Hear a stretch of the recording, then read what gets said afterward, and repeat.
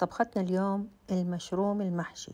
المشروم احنا نحبه ونضيفه للحوم وللدجاج وللخضار، لكن نحشي قلما نحشي.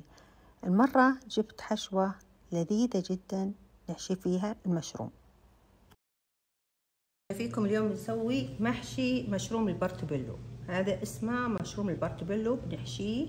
طبعا انا شلت اللي في الوسط هذا ونظفته وقطعته صغار وبنحشيه بالسجق صغار والبصل والجبن.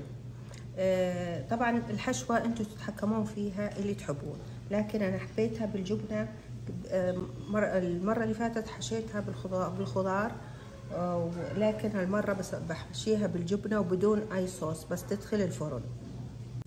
نحط في وسط كل مشرومة زيت عشان تتشربها وتطريها من جوا قبل ما نحط الحشوة. نخليها تقريبا ربع ساعة بعدين نحشيها. في حشوة المشروم نحط زيت الزيتون، بعدين نحط عليها السوسج السجق ونحمرها.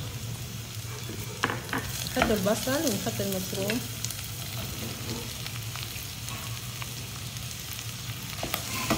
نحمرهم ونحط عليه قليل من الملح